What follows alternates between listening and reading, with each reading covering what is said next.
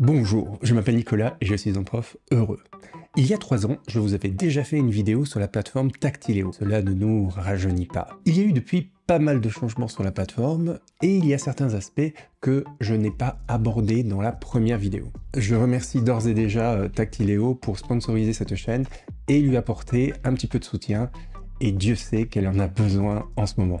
Tactileo, qu'est-ce que c'est? C'est une plateforme d'exercice totalement RGPD qui vous permet de recueillir les travaux de vos élèves et de leur faire faire des exercices interactifs, voire de créer des parcours diversifiés et différenciés en fonction des résultats. C'est cet aspect-là que nous allons davantage explorer aujourd'hui. Pourquoi totalement RGPD? C'est parce que cette plateforme passe par le GAR. Le GAR, c'est le gestionnaire d'accès aux ressources, qui vous permet de travailler dans un cadre 100% sécurisé, notamment pour les données sensibles de vos élèves. Ça, c'est pour les généralités. Maintenant, on va mettre les doigts dans le numérique et essayer de voir comment construire un parcours intéressant. On va voir qu'il y a différentes modalités et différentes façons d'organiser un parcours d'apprentissage. Ici, je suis donc sur l'ENT de mon établissement.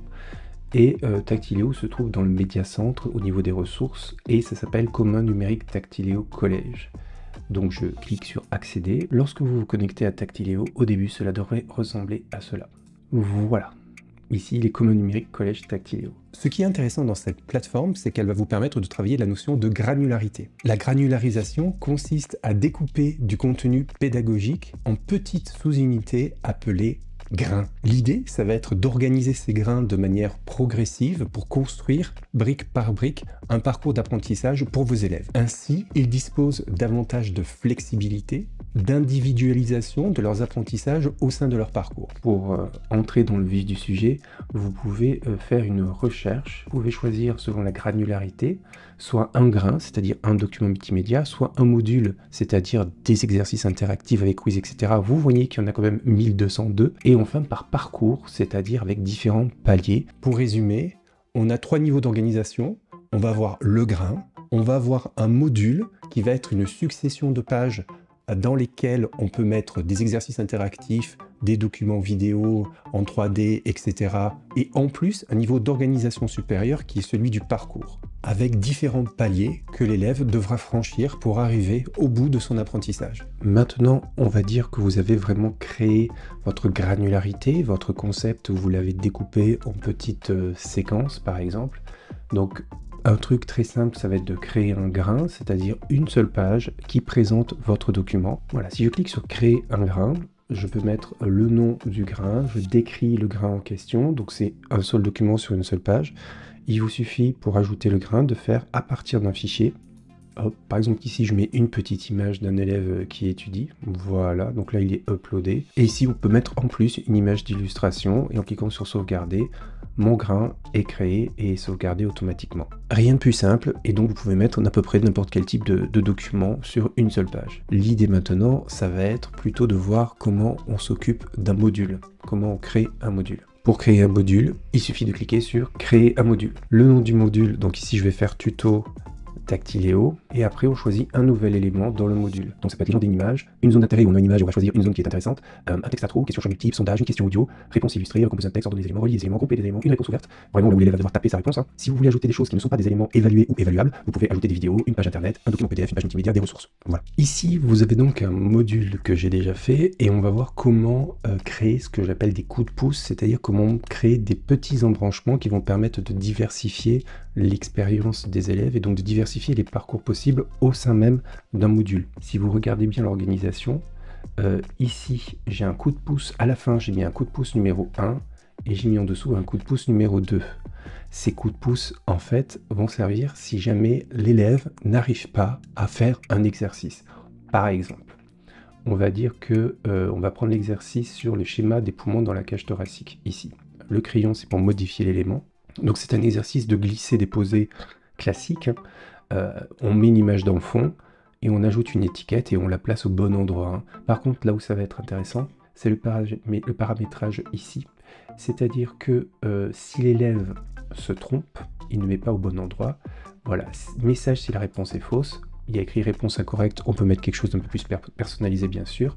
Plutôt que de l'envoyer à l'élément suivant, je peux l'envoyer sur un de mes coups de pouce. Par exemple ici, il va passer à l'élément qui s'appelle tout en bas ici, coup de pouce 1, par exemple, qui est en fait un lexique. Voilà. Donc après, il y a plein d'autres options que je vous laisserai découvrir. Je fais OK, je fais bien enregistrer. Donc il arrivera au coup de pouce 1 si jamais il y a un problème. Le coup de pouce 1, qu'est-ce que c'est? Je clique dessus, c'est un lexique. Et par contre, il ne faut pas oublier, paramétrage, que si jamais il arrive au coup de pouce 1, il faut qu'il revienne à son exercice pour le retenter. Donc à la fin de cet élément-là, hop, je le fais revenir au schéma des poumons dans la cage thoracique, comme ça il y sera. Et je fais OK, on enregistre, ça ne mange pas de pain. Voilà, donc le coup de pouce, hop là, il y a ce symbole qui est apparu ici pour dire que c'est relié à, ici, au numéro 9, à ce schéma-là. Maintenant, même chose quand on arrive à la page de bilan, ici. On est d'accord que si ça s'appelle bilan, c'est que c'est la fin de l'activité. Pourtant, après, j'ai deux autres coups de pouce ici. Donc, pour éviter qu'à la fin du bilan, l'élève voit les coups de pouce, ce qu'il faut faire, c'est dès que j'arrive ici, comportement au passage à l'élément suivant, c'est terminer le module. Comme ça, j'arrive à la fin de mon activité. Toujours, je fais bien OK et j'enregistre. Comme ça, tout est enregistré. Et donc, le bilan, c'est bien la fin de l'activité. Si vous avez besoin d'aide sur les autres modules et toutes les possibilités d'exercice sur Tactiléo, n'hésitez pas à m'envoyer un message dans les commentaires. Je serai ravi de vous aider. Maintenant, on va passer à la création d'un parcours. Je clique sur créer un parcours, donc j'ai le titre du parcours tel que, donc je vais mettre parcours Tactiléo, voilà, la description on n'est pas obligé, et donc vous voyez ici, aucune ressource n'a été assignée à ce palier, et j'ajoute une ressource. Et là en fait, je vais pouvoir chercher parmi toutes les ressources disponibles sur Tactiléo. Je sélectionne les modules que je veux ajouter, je clique sur ajouter et voilà, mes modules sont ici. Donc ça c'est pour le premier palier. Maintenant je peux ajouter un deuxième palier où je vais mettre d'autres ressources. Le truc qui va être intéressant ici, ce sont les critères, le réglage, c'est les règles de validation de mon palier. Donc je peux soit valider 50% des modules du palier, 20% ou 100% des modules pour qu'ils soient considérés comme validés et donc passer ensuite au palier suivant. Ou je peux valider obligatoirement un seul des deux modules. Je peux cocher ceux qui doivent être obligatoirement validés pour que l'élève puisse passer au niveau suivant.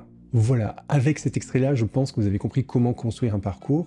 Il faut voir qu'on peut voir différents types de parcours. On peut voir des parcours avec différents paliers, c'est-à-dire des niveaux de difficulté qui vont augmenter au fur et à mesure. On peut imaginer un autre type de parcours. On peut imaginer un parcours pour analyser un document composite. Un document composite, c'est typiquement un sujet de brevet ou une double page dans un manuel scolaire, c'est-à-dire un document où il va y avoir des textes, des schémas, des images, des photographies, ce genre de choses-là à analyser. Donc chaque composant devient une sorte de grain pédagogique que les élèves peuvent explorer à leur rythme. Une autre façon de concevoir un parcours est celle conçue par Marie Soulier, c'est ce qu'elle appelle la pédagogie des petits pas, qu'elle a notamment mis en place lors du confinement. Cela correspond à 4 étapes. L'étape 1, c'est observation. L'élève est confronté à un document déclencheur qui va lui permettre de donner ses premières impressions et de formuler des premières hypothèses. L'étape 2, c'est investigation, où l'élève va réfléchir en profondeur, classer, déduire des informations à partir du document. La troisième étape, ça va être la proposition, où l'élève va partager ses premières hypothèses avec l'enseignant.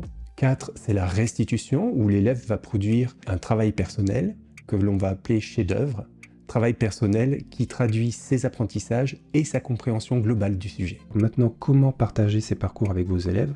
C'est pas très compliqué, on clique sur les 3 pointillés ici, session individuelle, et donc après ici, vous aurez la liste des apprenants qui sont ici, d'accord? Vous pourrez bien sûr sélectionner la classe, d'accord? Vous pourrez sélectionner la classe, et donc après, hop, sélectionner l'élève ici et créer une session pour vos élèves. Une fois que vous avez créé une session, vous avez donc ici les résultats de vos élèves auxquels vous aurez accès ici. Dans la catégorie résultats et suivi, vous saurez tout de la progression de chaque élève. Donc vous l'avez vu, pour résumer, Tactiléo est très facile à prendre en main et permet de créer des parcours d'apprentissage en quelques minutes, une fois que l'on a bien défini ces différents grains. Les modules et les parcours créés sur Tactiléo sont interactifs, donc ça permet aux élèves d'apprendre en s'amusant et en étant réellement actifs face à la machine. L'apprentissage devient personnalisé puisque l'interface s'adapte aux réponses des élèves en fonction de ce qu'ils donnent. Pour le professeur, vous pouvez suivre en temps réel les réponses de vos élèves et agir en conséquence. Tactiléo bénéficie donc de 9 années de recherche et développement, donc c'est quelque chose qui va être amené à durer si vous investissez dans la plateforme, c'est quelque chose que vous aurez toujours à disposition, pas de danger là-dessus. Tactiléo est utilisé par 37 000 structures et compte plus de 5 millions d'utilisateurs à l'heure actuelle. Enfin, je crois que c'est important de le préciser, la plateforme Tactiléo obtient un score entre 70 et 80% au RG2A. C'est le référentiel général d'amélioration à l'accessibilité. C'est donc un label de qualité pour l'accessibilité aux ressources numériques pour les personnes en situation de handicap. Bon, maintenant vous allez me dire, Nicolas, t'es bien gentil, mais comment faire pour accéder à Tactiléo? En fait, il vous suffit de remplir un formulaire en ligne. Je vous mettrai le lien dans la description de la vidéo. Sur ce formulaire, il faudra indiquer le nom de votre établissement ainsi que son UAI, de manière à ce que l'équipe de Tactiléo puisse le rattacher au GAR de votre établissement. Là, la personne responsable de l'ENT de votre établissement va devoir aller dans le GAR et affecter les ressources Tactiléo aux enseignants. Voilà, vous l'avez compris, ce serait vraiment dommage de ne pas profiter de cette opportunité qu'est Tactiléo. C'est complètement gratuit, c'est RGPD et totalement sécurisé puisque ça passe par le GAR, oui c'est ça. Donc franchement, n'hésitez pas, il y a déjà des ressources en place, des collègues ont fait plein de choses super intéressantes.